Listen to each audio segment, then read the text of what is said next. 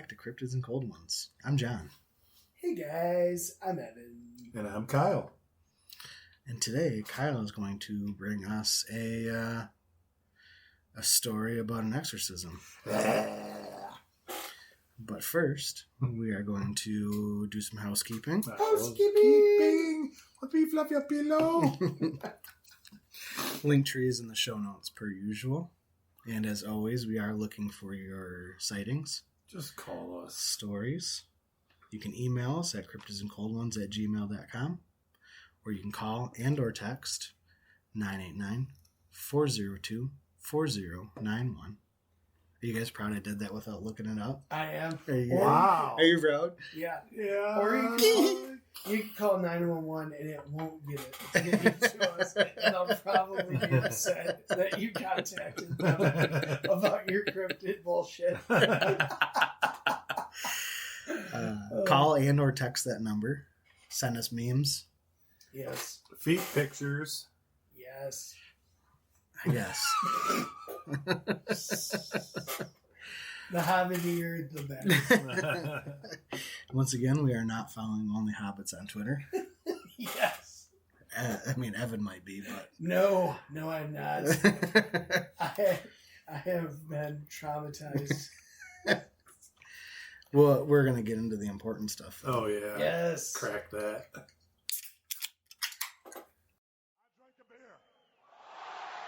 I drank another beer. 3 beers. 4 beers. Oh, no. 5 beers. Oh, 6 beers. 7 beers. 8 beers. 9 beers. I haven't drank it yet, but it smells. It smells just like Lucky Charms. It certainly does. It's magically a DUI. There's no reason this should be that good. It tastes like they made Lucky Charms of beer. Yeah. So it's Coonan Brewing Company out of Warren, Michigan. It's multi-delicious Lucky Charms lager. Malt beverage with vanilla beans. It's kind of messing with me. What do you mean? Like in a good way? No. I like it and then I don't like it. Or like and in a Scoutmaster way? No, it's odd. It's like I'm drinking Lucky Charms. Yeah, like I'm getting the aftertaste, and it's like marshmallow. Yes, Yeah. I like it, and then I hate it, and then I like it again. It's weird. There's so many emotions. I'm in a glass case of emotions. I'm gonna do another drink and see. I'll drink a beer. I'll drink another beer. 4 beers. 5 beers. I don't know if I can drink this. Oh my god. Well, how about you rate it? It's triggering me. Just tell us more of it. Where, How does that make you feel? My kids just demolished a family-sized box of Lucky Charms in the matter of the 2 days that they've been with me. Well, give them this beer. They would love it. It'll help them sleep more gooder. I'm going to give it a 2.5. Wow. I spent my hard-earned money purchasing this beer. Dude, you gave the last beer we drank a 1 point something. It was IPA. And it It's was AIDS. like $17 for 6 beers. I'm I was really mad because I had brought up a 6-pack of Liney's Lime. yeah. Ooh, Because I was like, summer's here. Mm-hmm. yeah. We're going to have a nice, refreshing brew. Yeah. And the lady scanned it and she goes, I can't sell that to you. And I was like, what? She goes, it's not in our system. I was like, but it's in your fridge. What? So she's like, is there anything else back there you want? And I was like, no, I wanted that. What is that? Heine's Lime? It's like a summer shandy. Okay. It's a Mexican style. Oh. So yeah. it's basically Corona. Oh, okay. All right. But from Line and Kugels. I'm Oh. still trying to figure out on the doll where the beer hurt me. I'm going to struggle through this one. I'm going to give it 1 foot. Damn. It's I don't know like how to explain it other than like It's fucking with my senses. That's the only way to explain it. Like It's kind of making me feel like a hint of like... It's like infrataste. Infrasound sound. Yeah. Like when I think I'm mildly lactose intolerant, so like after because I won't just eat one bowl of cereal. Oh yeah. No, you can't. I have to eat cereal until the milk is gone. That's true. There's milk left. Pour more. And then my tummy hurts. I usually make like one really big bowl, and then I get the biggest spoon in the drawer. Just eating Lucky Charms with a ladle. And then the roof of the roof of my mouth is torn up. Hell yeah, dude. Like from Captain Crunch. Oh my god, yeah, That's my favorite thing about getting like a Reuben. Is that bread? Is the fact that the bread tears the roof of my mouth up. I had a California Reuben last weekend, and I got food poisoning. Really? Mm-hmm. Goddamn California. I'm still upset about this beer. Top Gun liquor. Oh, That's where I got her. oh. Well, I saw a lot of good bottles of beer tonight, and I was like, we can't get the sound from it. So No, we can't. No. and We've learned that. I've learned that from certain someone. If you guys can't tell, well, you can't tell, but he's just visibly upset. I thought he threw up for a second. Evan's just the trash. You know where the trash can is. I know. Buddy. All right. I'm trying. I'm sorry, guys. I'm gonna go back to this IPA. Oh man! So Oh. tonight, this episode is kind of close to my heart. I think I said in a couple episodes ago, when I was in 6th grade, I watched The Exorcist. And that messed with me for months because I always thought, oh, am I going to get possessed by something? You know, like this little girl got possessed, and I was just freaked me the fuck out. And it's funny because as an adult, you're like just making That fun of a demon. movie is hilarious now. It is freaking hilarious. I understand, but as an adult, you literally like taunted a demon, dude. Oh, yeah, and Finn Road, yeah. You literally taunted a demon. You're like, come mess with and he's me. like, grrr. And you're like, bring it. Yeah.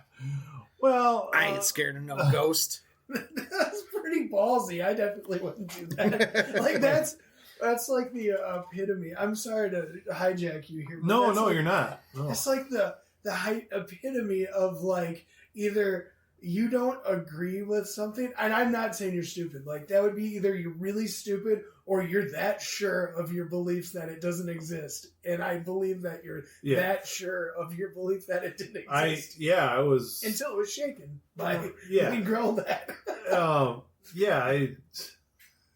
I just like because the world seems too boring to me, you know, and it's just like, did that really happen? Probably not, but I heard it. The level of confidence was high. Yeah. Well. To be fair, To be fair, there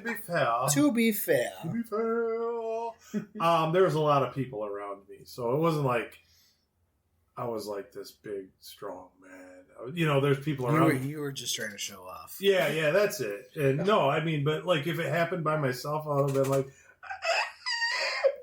I would have shat myself. Because, I mean, let's be honest, something growling at you in the dark is pretty freaky. Based on the stories you've told me, it would not be the first time you shat yourself as an adult. Story time. I went home sick. I was working at the jail. And I went home probably about 10 in the morning and woke up later, started feeling better. And I was like, I'm going to get me a nice light sandwich from Jimmy John's. So I'm at the line at Jimmy John's. I was, there's only 2 or 3 people. And I was like, oh, man, I got to fart. And I was wearing, like, those really white jeans. Not, like, white jeans, like, girl, but they were, like, really whitewashed. Borderline acid wash. And I just, like, farted, and it was liquid. And I basically drove home. And my vehicle seats are gray. So, like, I sat in my own liquid feces on the way home. My then ex-wife, I come to the back door. Honey, what's wrong? Give me a pair of pants and a towel. And, what happened? I shit myself. What? I shit myself. She, So I cleaned that up. So I shit myself at a Jimmy John's. Moving on to exorcisms. What a segue. We're going to speak about the exorcism of one Roland Doe, which is not his real name. So. Roland Tembo. Roland Doe. Roland Doe, that's what I call payday. Hi. Oh. Boiler life. Hashtag. Get that bag. Hold on, vape break. Hell yeah, dog. I'm gonna figure out how to amplify that. You got it. This is definitely the third episode. Yeah. See, when we get a little. We're well lubricated. It's the Lucky Charms lager. I can't even drink it. You got it. It's so terrible. Lucky Coonan Brewing Company, Lucky Charms lager, vanilla beans. Please stop making this. It goes great with fruity vapes. And wintergreen nicotine pouches. Oh, God. So, I didn't even rate it yet. No, you didn't. I'd give it a 3.5. I mean, it's tasty, but I'd only drink one and be like, I drank that. And then moving on.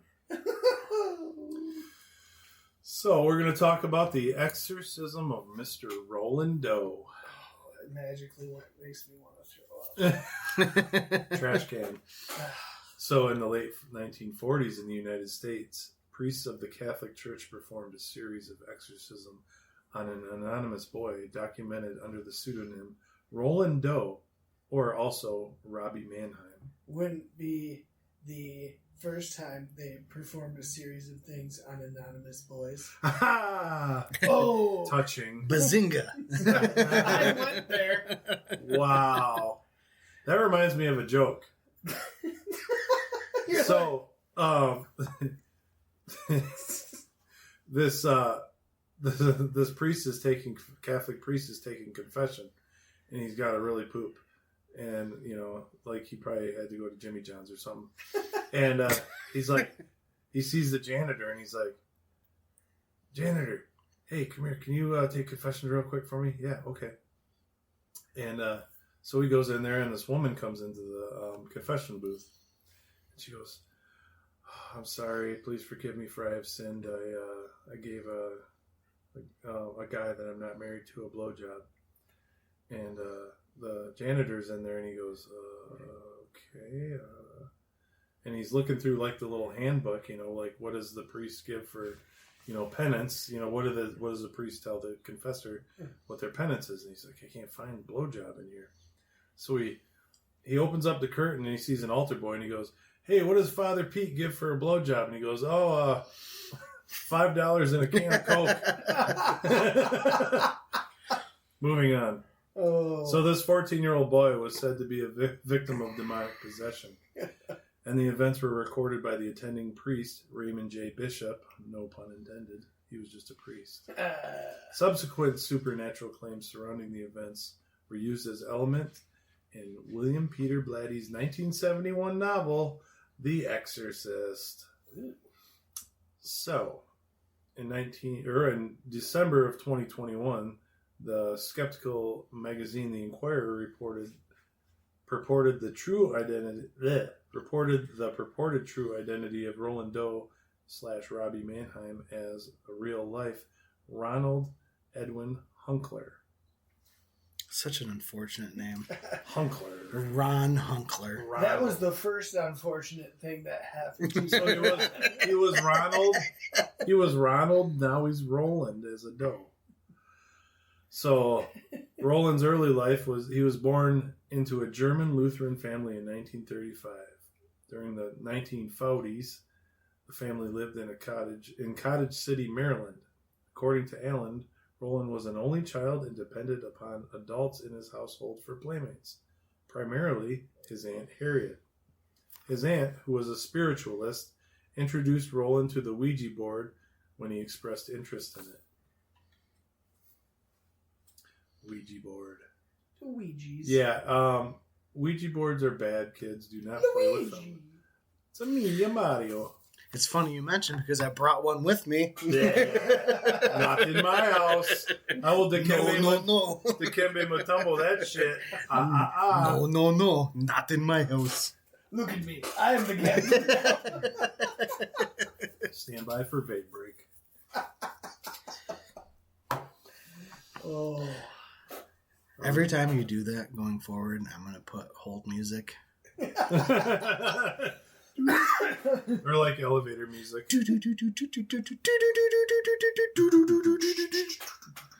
We haven't done the techno lately.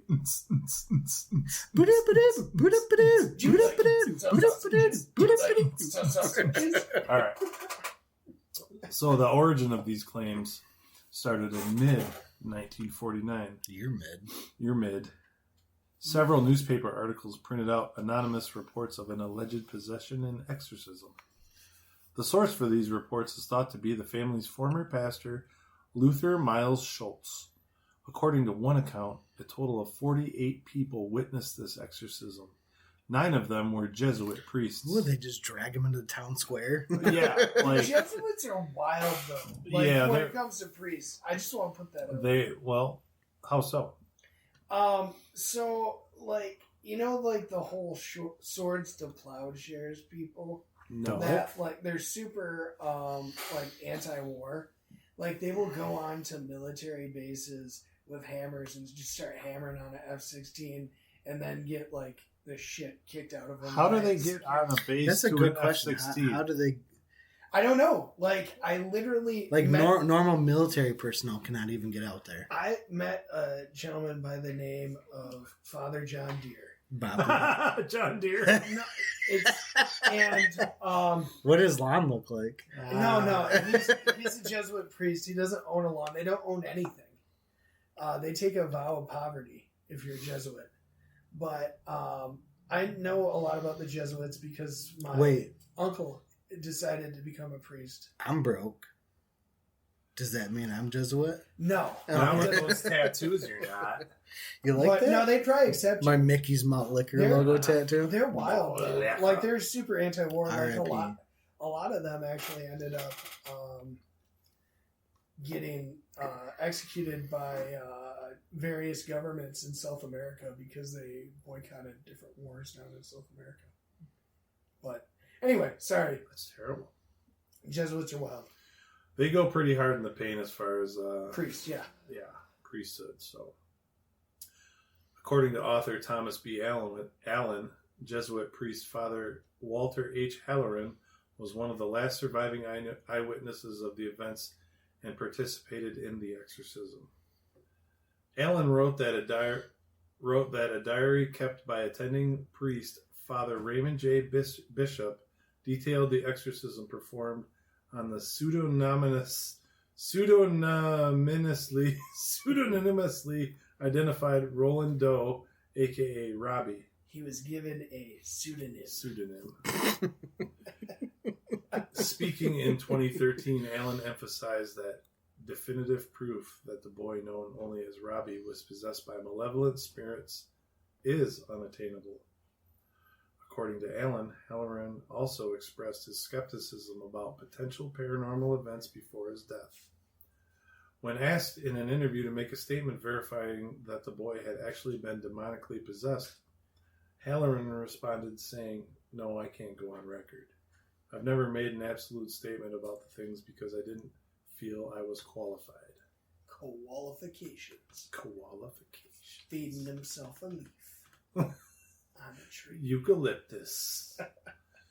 So let's go to the exorcisms and all the wacky demonic stuff. So in early January of 1949, shortly after Roland's Aunt Harriet's death, that was his only friend. Roland's friend was Aunt Harriet, who introduced him to the Ouija board. What a great friend. Yeah. Jeez. I appreciate that both of you never introduced me to a Ouija board. We will not. Yes, he says.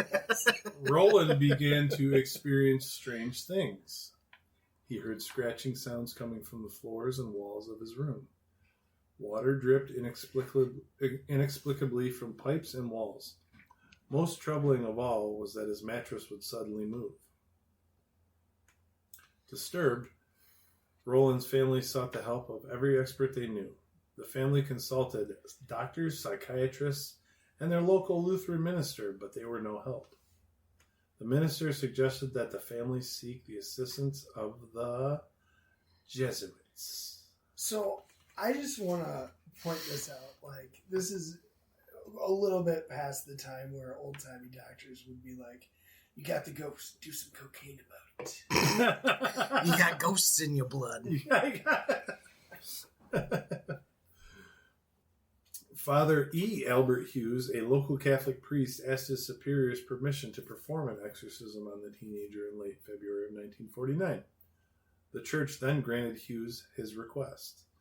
That was kind of big back in the day. Like, well, I'm sure it is now, but I even read, you guys know, you've heard of Ralph Sarchie, the demonologist from that book I told you about, and that they're real big about giving permission and whatnot. So, for the exorcism, Hughes strapped the boy to the mattress and began his recitations. But he had to stop the rite when Roland broke off a piece of mattress spring and slashed the priest across his shoulders, leaving the exorcism unfinished. Wild. Yeah. A few days later, red scratches appeared on Roland. One of the scratches formed the word Louis, which indicated to Roland's mother that the family needed to go to St. Louis, where the Hunklers had relatives, to find a way to save their son. I don't know. Just the words Louis told him to go to St. Louis? I don't know. I would avoid the city at all costs. Yeah. They're like, yeah, they live at Lemp Manor. I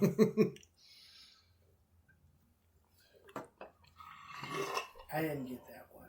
It went over my head. I just went with it. You guys never heard of the Lemp Mansion in St. Louis? No. Lemp Brewery? Nope. Oh, I guess I've just heard of St. Louis. I guess I'll have to do an episode on that. There you go. A cousin of the family was attending St. Louis University at the time of Roland's struggles. She put the Hunklers in touch with Father Walter H. Halloran and Reverend William Bowdern. After consulting with the university's president, these two Jesuits agreed to perform an exorcism on young Roland with the help of several assistants. The men gathered at the residence on Roanoke Drive in early March of 1949. Roanoke? Yeah. There, the exorcist witnessed scratching on the boy's body and the mattress moving violently. These were the same types of things that happened in Maryland when the first exorcism failed. Amid these bizarre happenings, Bowdern and Halloran, according to their reports, noticed a pattern in Roland's behavior. He was calm and normal during the day, but at night, after settling in for bed, he would exhibit strange behavior, including screaming and wild outbursts. Maybe he just didn't like to go to bed. I almost said something about that. Sounds like my son. Someone called the demonologist. He's got the ghosts. Sounds like some kid had red number 40. Exactly. Pause for vape break.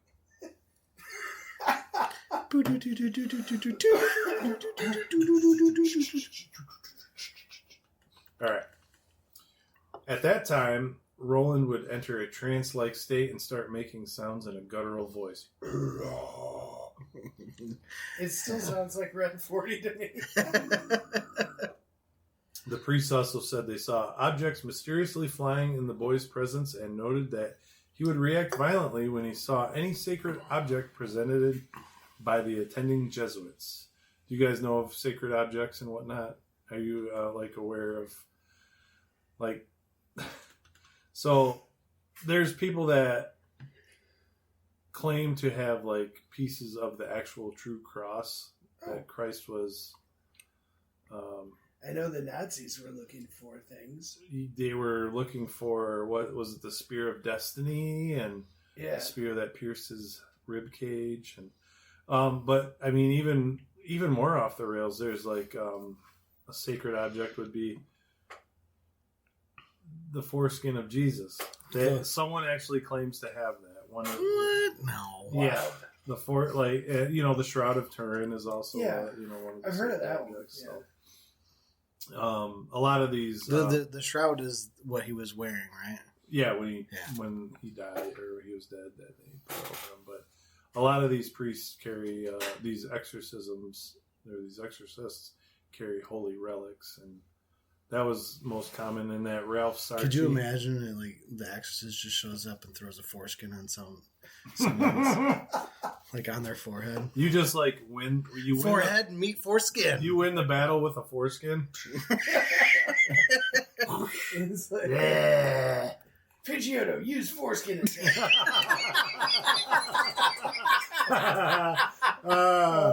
Oh God! John's dad's gonna be so mad about Pokemon. this episode. we're dabbling into a little heresy here. It's okay. Christ's foreskin.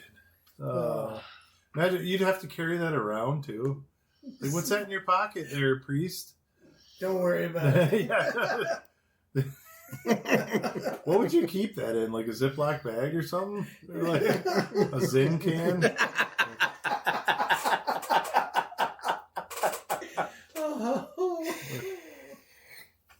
So it's a little matchbox. So basically, old Roland got pissed off when foreskin was thrown at him. Well, like holy relics. So all of these details from the true story of The Exorcist made it into the film. But there were more that didn't. At one point during this weeks-long ordeal, Bowden reportedly saw an X appear in scratches on Roland's chest, which the priest believed to signify the number 10. I think it was telling us that Elon was going to change Twitter to X, but that was just me. In another incident, a pitchfork-shaped pattern of red lines moved from the boy's thigh and snaked down towards his ankle. These types of things happen every night. These types of things happen... Well, that was a guttural sound, too. Have you had some Red 40? These types of things happened every night for more than a month. But with the demons on me. Once, a red X appeared on Roland's chest, leading the priest to believe he was possessed by 10 demons. It's crowded. It's crowded in Roland. Lots of motherfuckers in Roland. Shit. Alright, I need a drink and a vape. Oh my God. I don't know how you're drinking that. I just burped. It's delicious. I finished mine.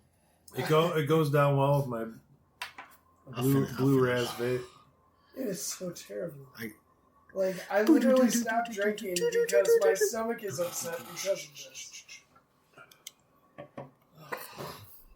So people are disgusting.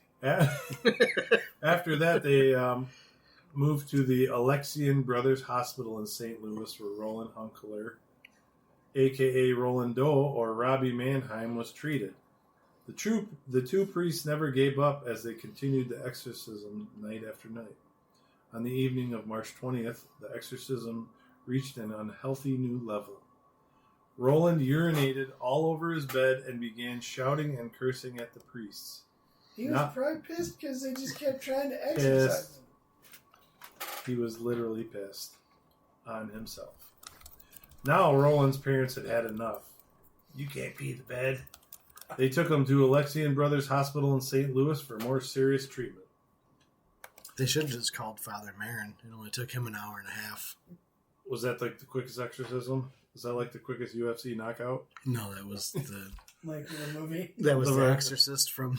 Oh, the yeah, movie yeah, The yeah. Exorcist. It only took him an hour and a half to get rid of that one. Finally, on April These 8th, guys suck. They're like 6 months into this. well, I mean, come on. They gotta do what they gotta Don't they have like other jobs? No, they're Jesuits. Well, yeah, I understand, but like when you're a Jesuit, like even if you're a the Jesuit, Catholics would have taken care of it. yeah, it just doesn't make sense. It's like they have a day job of like a parish to take care of, and they're like, "Sorry, guys, we got to mess with Roland again." Well, no, because like not to like when I mentioned the Catholics, like the Vatican has like exorcists. That's their job. You didn't know that? No. Yeah, That's their job. That's literally all they do. That is the only that they don't have a parish or anything like that. That is their job. They just walk around with the Bible and the Malachus Maleficorum, and they're just like, bring it. That's their job. Basically, yeah, they travel the world, and I mean, there's also local ones that are trained in that. If someone were to go to the local church, be like, I need an exorcism, the priest would come out and be like, gauge it. Is this real? It's basically like an interview. Yeah. So they would come out and gauge it. Okay, this is real. This is really something that's going on. They would then go through the parish to contact the Vatican, and the Vatican would send out exorcists. That is their job. Wild. Yeah, it's a real thing. I don't know. It's kind of neat to see this difference because, like, you guys are talking about Bigfoot, and I'm like, you know, no, that's. I don't really mess too much into the demons. No, because it's fucking scary. Yeah, exactly. Yeah, like I agree. I don't have any question about it. 10 times out of 10, I would rather get in a fist fight with Bigfoot. Yeah, yeah, 100%. Than to deal with demons. Yeah. Yep. So finally, on April 18th, a miracle occurred in Roland's room at the Alexian Brothers Hospital. It was Monday after Easter, and Roland awoke with seizures. So that must be a miracle? I don't know.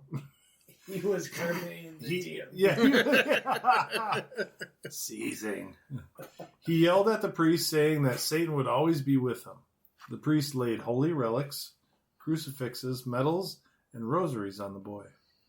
At 10:45 p.m. that evening, the attending priest called on St. Michael to expel Satan from Roland's body. They shouted at Satan, saying that St. Michael would battle him for Roland's soul. 7 minutes later, Roland came out of his trance and said, "He's gone. He's gone." The teenager recounted how he had a vision that St. Michael vanquished Satan on a great battlefield.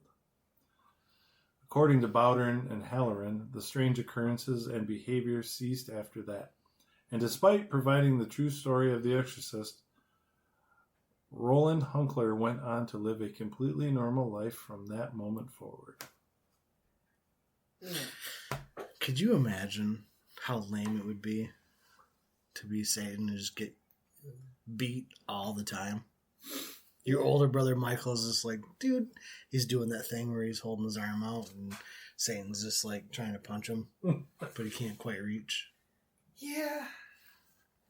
I don't know, man. Like, I guess my thought is, like, how odd would that be that, like, you do that and you are possessed and then you go on to live just a completely normal life. Like, it never happened. Like, what was the point of possessing Roland for Satan? Right? Do you bring that up in conversation? Like, you're trying to like win some lady over? Like, hey, by the way, I was possessed when I was a kid. No, she's like, what do you mean? Like, it was like there was 10 demons in me. You ever seen? You want one demon in you, lady? Dude, you read my fucking mind. Oh my god! No, the thought behind it is when a demon possesses someone, it's someone that had a traumatic experience. Aunt Harriet passing, and she also provided the gateway for it with the Ouija board. That allows. It's one of those things where I'm saying, like, I feel like it's got to be more precise, right?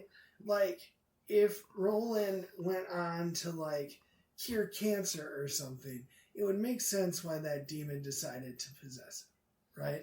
Like, yes. That's what I'm getting at. Not like, oh, he just lived a normal life. He was a postal delivery man. He ended up doing something. I should have put that in here. Let me look it up. It's one of those. It's one of those things where they will choose the weakest link, Yeah. the easiest target. Oh, he worked at NASA. Well, there you go. Really? Yep. There you What go. did he do at NASA? God damn it. Did he work with Werner von Braun? You know, He the was a NASA engineer for 40 years. He was the lead engineer on the Challenger. Satan's actually trying to help us here. That's hilarious. He contributed to the Apollo missions in the 1960s. Even patented a technology that allowed space shuttle panels to tolerate excessive heat. So it was really the Russians. So yeah. So he's like best buddies with Werner von Braun, and he's like, is that Operation Paperclip? Yeah, all the Nazis that put us on the moon. It's like, we'll forgive that whole thing if you put us on the moon. And they're like, deal. Yeah. But no, it's one of those things where they would pick the weakest link. So yep. he was made rockets. He was a rocket scientist. He was in a vulnerable state. He was 14. And it's been said that children are closer to that whole aspect, the veil, if you will. So not only was he closer to it, but he was weakened. Every time I do that. But he was in a weakened state because he was upset, all that stuff. He was an easy target. And the portal hath been opened. Yeah. The portal. Yeah. And it just goes with like vampires. You have to invite them in, so to speak. Yeah, you have to invite the evil in. That's kind of like goes hand in hand. Much like government agents. That's funny. Do you have a warrant? Yeah.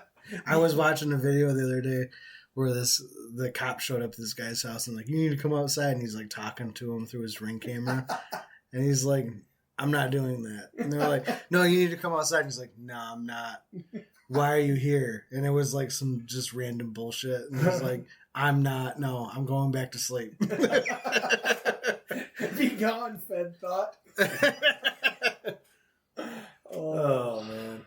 Yeah. So I don't know. I kind of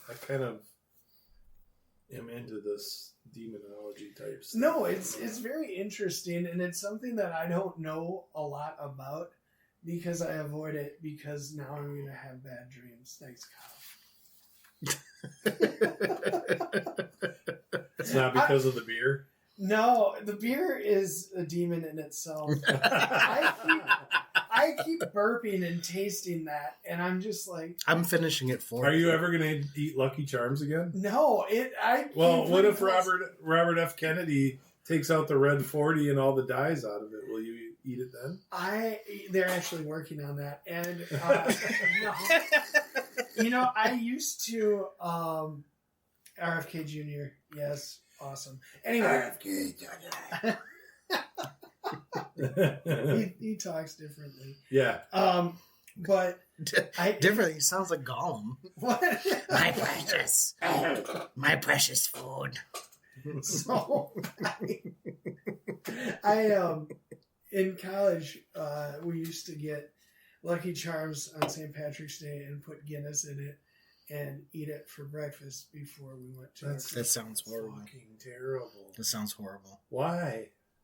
I don't know. You're just trying to be like the ultimate Irish. There was a lot of crazy things that happened in that house. Yeah, it seemed like a good idea at the time. It should be the. We never did get those gargoyles back. No, I'm buying this again. Did you? We did.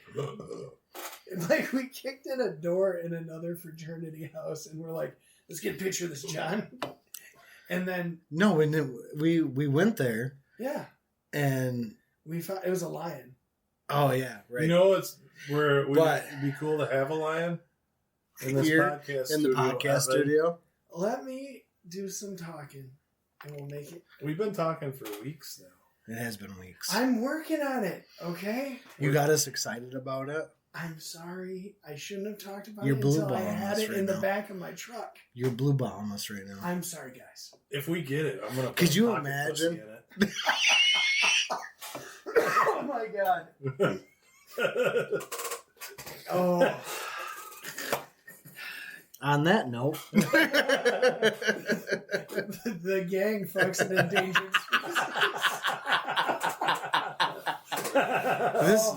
I'm glad we recorded this episode. I'm gonna have to delete all of No. it. I am so sorry, John's dad. This is.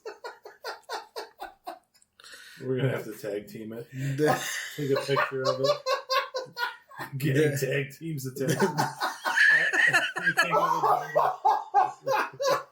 The gang tags the king of the jungle.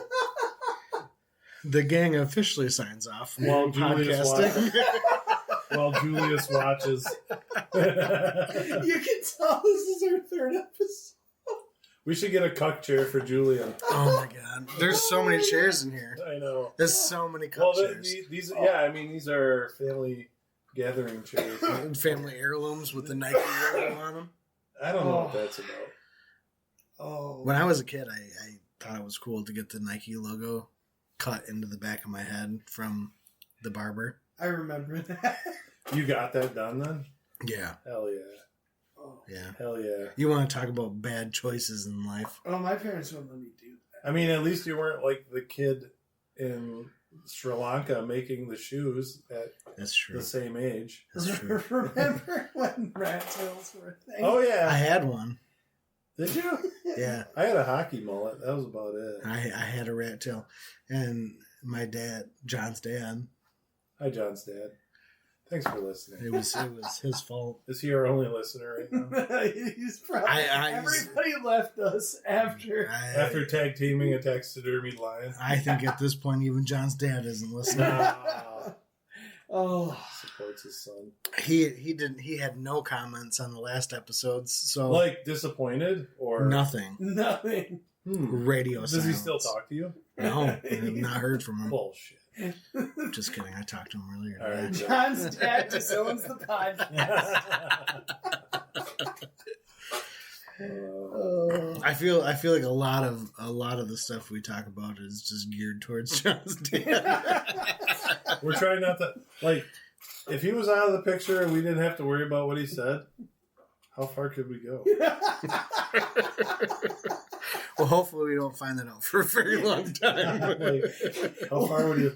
One of these days, we just need to have him come down for the podcast. Absolutely, we got extra mics now. He doesn't even live that far away. What No. if John's dad just said, "You can say what you want," and we'd be like, "Release the Kraken." Release the Kraken, like Liam Neeson. Yes. Oh, Yeah, John's dad just lives down the road from you. we should. Really? Yeah, he lives real close. We should. I drove past his house to get Oh here. shit. Yeah, he was busy tonight though. Oh. We should. I tried to pawn my kids off on him, Oh. We should. which try- means he's probably just at home sleeping. They could always come up. They could always come here during that and watch TV upstairs. But would they be loud? Oh yeah, Like my son. yeah. And then- They're really like.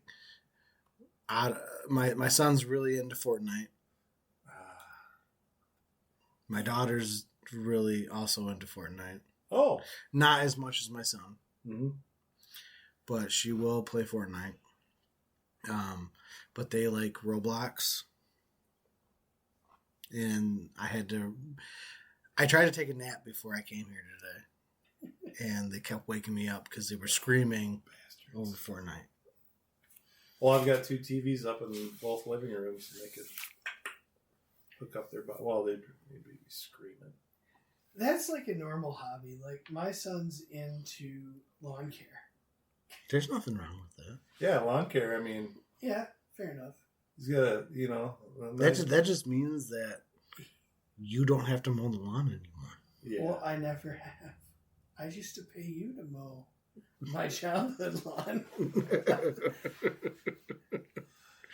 Oh, sorry, Mom and Dad. If you listen to this, I I didn't mow the lawn. It was John when you weren't home. Seriously. Again, The thick plottings. Yeah. again, it's tough being the favorite child in a family I don't belong to. Hold on.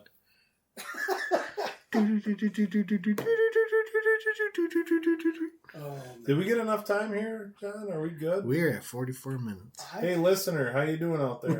Hey, listener, who made it through that traumatic Do we still have experience. Slovakians? Yeah, we do. We've had Hell a couple- yeah! We have the Slovakian Yes. contingent of the Cryptids. We love you, Slovakian. Can you comment on something or give us a review or something? We want to hear from you. The Slovakian We know- autismonauts. We know jack shit about your country. We know jack shit about our country too, but Yeah. still. Elon and Trump are fighting. Yeah. Yeah, that's a different podcast. This is It cryptids. is, yeah. Yeah. We'll send those memes when Yeah. we're offline. Yes. That's right. But it's man. never too late to burn a Ouija board and not get possessed by demons. Or to gangbang a taxidermied lion. Oh my god. Good night, everyone. Good I love night. you. Thank you for listening. Bye.